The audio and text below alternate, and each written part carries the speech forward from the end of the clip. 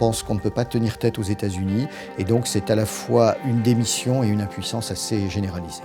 Philosophiquement et psychologiquement, on s'est couché.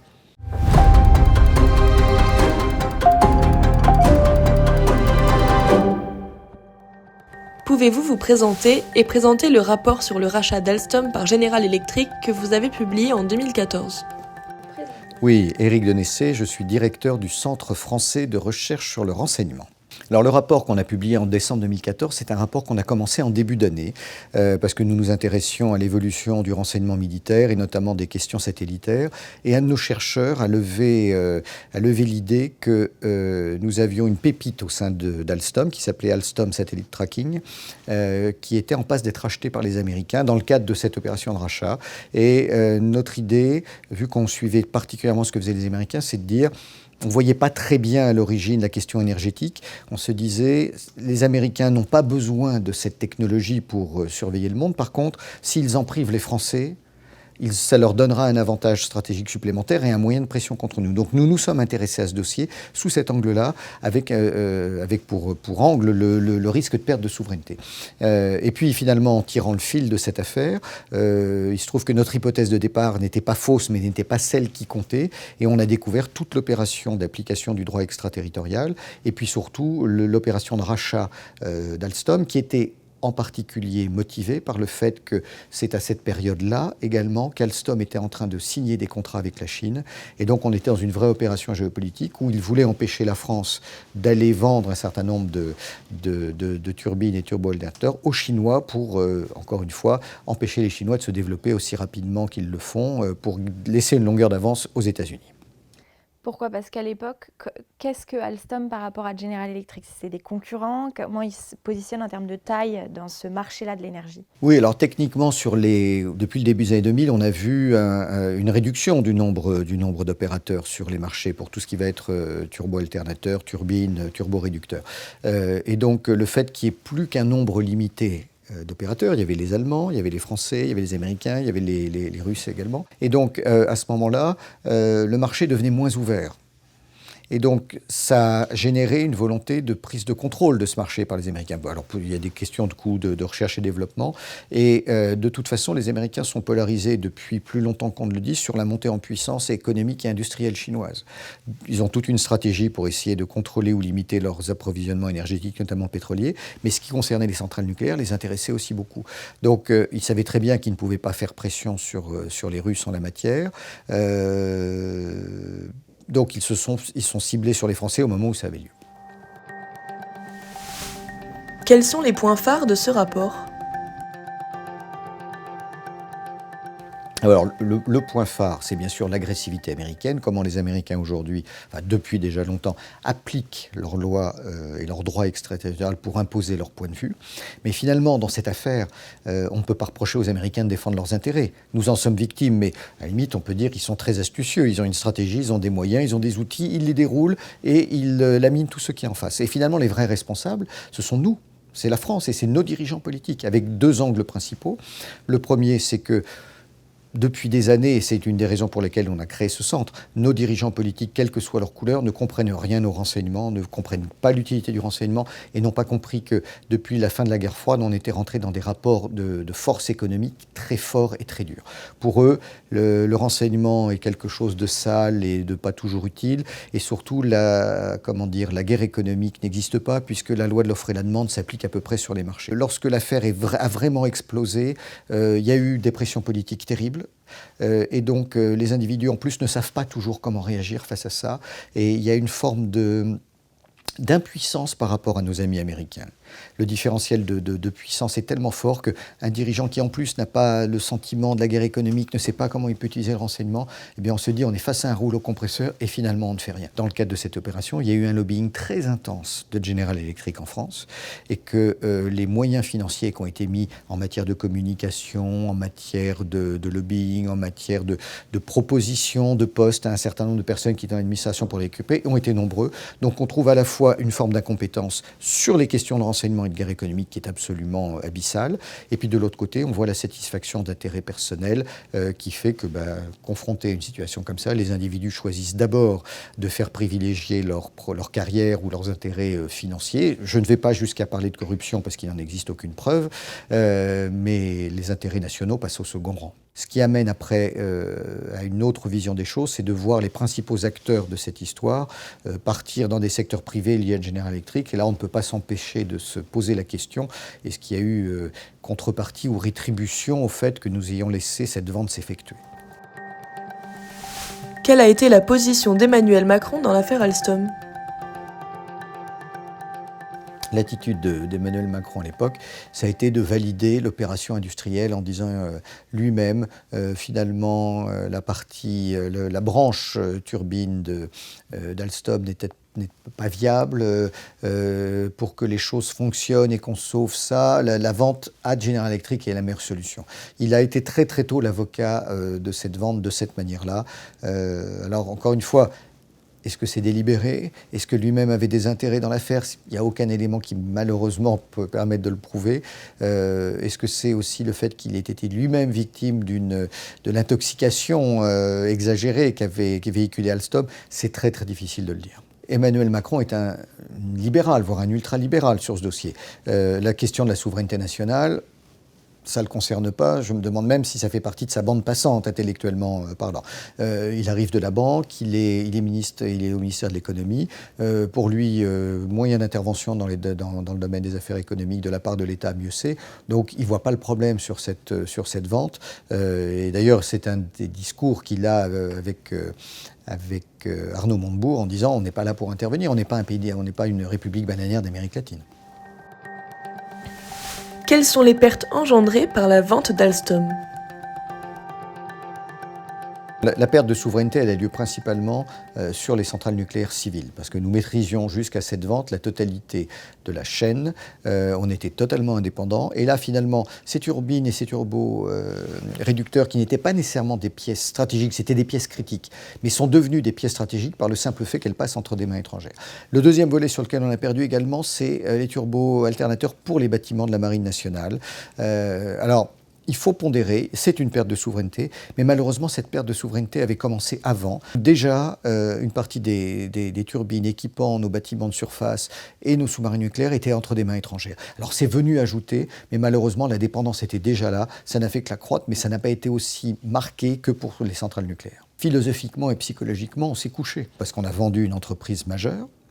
Et ce n'est pas, il y a une perte de souveraineté, mais au-delà de ça, le rachat par General Electric d'Alstom, c'est d'abord le rachat d'Alstom comme entreprise, alors pas uniquement pour ce qu'on considère comme étant stratégique, c'est-à-dire tout ce qui va relever des turbines pour les centrales nucléaires et pour nos bâtiments de combat, mais aussi ça a été tous les brevets qui depuis plusieurs générations avaient été déposés suite au travail énorme des femmes et des hommes ingénieurs chez Alstom, sont passés, ce portefeuille de brevets, il est passé entre des mains américaines.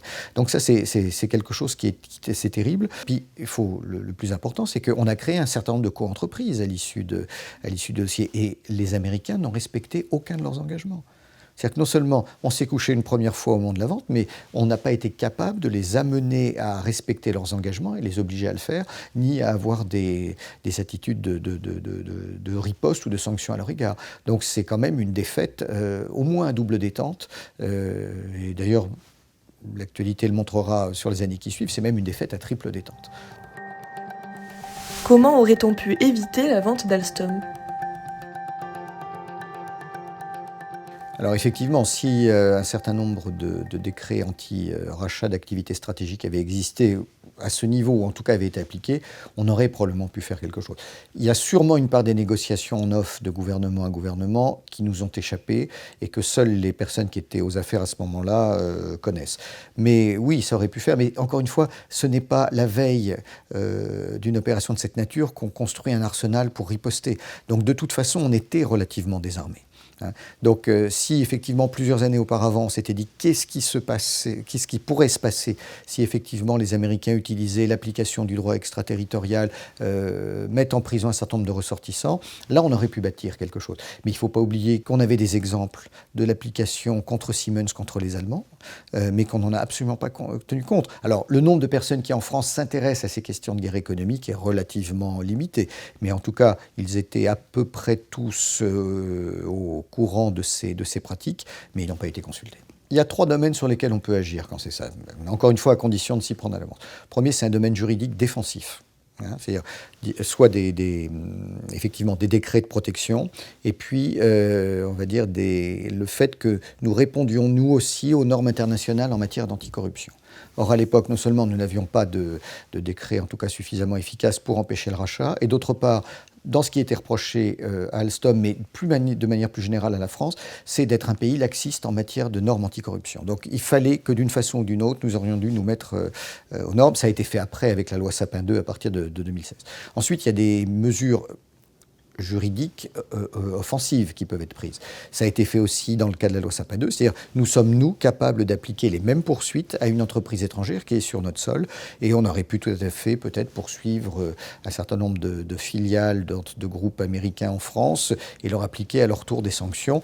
Encore une fois, si tant est que nos politiques aient le courage de le faire, parce que ce n'est pas parce qu'une loi existe qu'on va l'appliquer, surtout face aux États-Unis.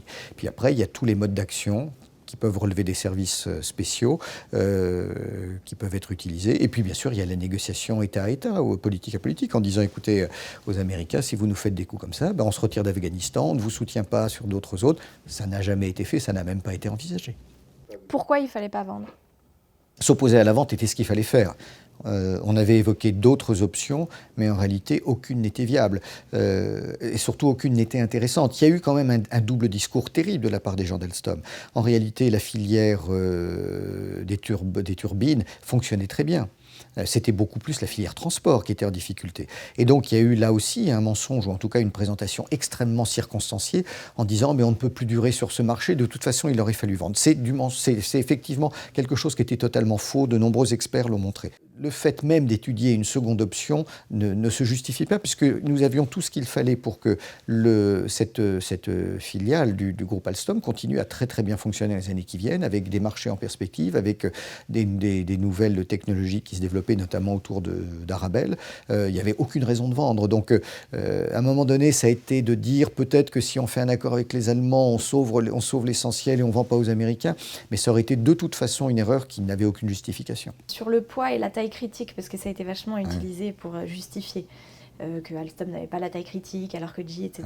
Vous dites dans votre rapport que GE, à ce moment-là, sa branche énergie, c'est 16 milliards de CA, alors que la branche énergie d'Alstom, c'est 15 milliards. Oui, l'argument de la taille critique ne tient pas. D'abord parce que la filiale de General Electric travaillant sur les turbines était grosso modo de même taille que celle d'Alstom, aux alentours, on ne sait pas le dire, entre 15 et 17 milliards a priori. Et en plus, le nombre d'opérateurs sur les marchés se réduisant, les débouchés étaient là. Donc, à moins de faire une prospective à 50 ou 60 ans sur lesquels je serais quand même surpris que les gens d'Alstom aient eu une véritable vision, les arguments qui avaient été avancés à ce moment-là sont des arguments qui en réalité ne sont pas recevables et qui avaient été manipulés par Alstom. Il fallait qu'ils habillent de manière à peu près décente, en faisant un storytelling qui tenait la route, le fait que, quoi qu'il arrive, ils allaient vendre cette filiale à General Electric. Est-ce qu'il y a pu avoir des vrais arguments économiques ? Est-ce que si vous les cherchez, que vous vous efforcez à les chercher, est-ce qu'il y aurait pu avoir des vrais arguments économiques à l'époque de vendre la branche énergie d'Alstom à General Electric ? Non, il n'y a pas d'argument imparable qui aurait justifié sur un plan uniquement industriel la vente d'Alstom à General Electric. Ça ne tient pas. Peut-on dire que nous avons su tirer une leçon de l'affaire Alstom ? Cette défaite, finalement, elle est terrible. Mais ce qu'il y a de pire, c'est qu'elle est d'aucune utilité. Non seulement on s'est couché, mais on n'a strictement rien appris. Ce qui est effectivement assez frappant dans cette affaire, mais qui n'était pas nouveau pour nous, c'est qu'une nouvelle fois, c'est la preuve de l'inconsistance de nos élites. Alors sur ces questions-là, de la guerre moderne, et cette guerre moderne qui n'est plus une guerre militaire, qui est une guerre économique, qui est une guerre cybernétique, qui est une guerre du renseignement, et là, Pour des raisons culturelles, les dirigeants français sont très très mal armés, à la différence d'autres. Quand on regarde ce qui s'est passé à l'automne 2021 dans l'histoire des sous-marins, du programme des sous-marins avec l'Australie, ce qui est quand même extraordinaire, c'est de voir le niveau de surprise et d'impréparation du gouvernement français et de Naval Group face à ce qui s'est passé. Or, d'après ce que l'on sait, nos autorités étaient tout à fait informées de l'évolution des positions australiennes et de la stratégie britannique qui l'appuyait par nos services de renseignement, mais encore une fois, ni Naval Group ni les autorités politiques n'en ont tenu compte. Et ce qui est quand même effarant, c'est de voir que les trois acteurs principaux dans cette affaire, qui sont le président de la République, le ministre des Affaires étrangères Jean-Yves Le Drian et le ministre de la Défense Florence Parly, étaient tous les trois à divers degrés des acteurs au moment de l'affaire Alstom, puisqu'ils étaient au gouvernement. Florence Parly était au budget, Jean-Yves Le Drian était à la défense et Emmanuel Macron était à l'économie. Donc on a quand même quelque chose d'assez troublant et surtout d'assez effarant de voir des gens qui, 7 ans après, face à une situation qui n'est pas tout à fait similaire, mais qui est en tout cas dommageable pour les intérêts français, se font une nouvelle fois rouler dans la farine avec les mêmes erreurs. On n'arrive pas à comprendre la guerre économique, on ne tient pas compte de ce que disent les services de renseignement, et puis au bout du compte, on crie un petit peu fort pendant une semaine, et puis au bout d'une semaine, on rentre dans le rang. C'est quand même assez pathétique. Qui a à la fois une incapacité à anticiper les coups et de se dire, ben voilà, les Américains agissent comme ça, voire une absence de volonté de reconnaître que les Américains ne sont plus nos amis. Ce sont nos alliés, certes, mais ce sont des adversaires économiques puissants. Et puis, une fois que le coup est tiré, ben, on ne sait pas comment y réagir parce qu'on n'a rien mis en place. On pense qu'on ne peut pas tenir tête aux États-Unis. Et donc, c'est à la fois une démission et une impuissance assez généralisée. Il y a une idée fausse qui s'est installée depuis la fin de la guerre froide. On a toujours pensé que les États-Unis étaient la première démocratie du monde. C'était probablement vrai jusqu'en 1990-1991, mais personne n'a mesuré l'hubris qui s'est emparé de Washington. Et finalement, depuis 1991, d'une certaine manière, la première menace pour la paix et la sécurité intérieure, c'est la politique irresponsable des États-Unis. Non seulement sur le plan économique, où ils s'en prennent à tous leurs alliés par une série de mesures, la mise en place de sanctions, d'embargos, mais également, il faut rappeler qu'ils ont déclaré une guerre tout à fait illégale en 2003 en bafouant les décisions de l'ONU. Donc ils ont mis la totalité de leur population sur écoute, ils écoutent leurs alliés, donc ils ont rétabli et légalisé la torture contre Al-Qaïda, ils ont fait un certain nombre de choses plus que condamnable à Guantanamo ou à Abu Ghraib. Donc, encore une fois, ce n'est pas un régime totalitaire, mais la démocratie américaine post-91 n'est pas du niveau de la démocratie américaine de la période de la guerre froide, où ils luttaient pour toute une série d'idéaux de liberté, et quand on était confronté au totalitarisme soviétique et à l'exportation de la révolution prolétarienne. Aujourd'hui, il y a une véritable dérive de la démocratie américaine. On le voit à la fois sur un plan sécuritaire, on le voit sur un plan international à travers leurs opérations militaires, et puis on le voit sur le plan économique. À partir du moment où nos dirigeants qui sont mandatés par les électeurs pour défendre les intérêts nationaux ne le font pas, démissionnent, n'écoutent pas certaines branches de l'administration, notamment des services de renseignement ou des experts sur certains sujets qui les alertent, considèrent maîtriser les situations qu'ils ne maîtrisent pas ou délibérément sacrifient nos intérêts nationaux à des intérêts personnels, on est quand même bien dans une trahison des élites et une véritable démission des structures d'État.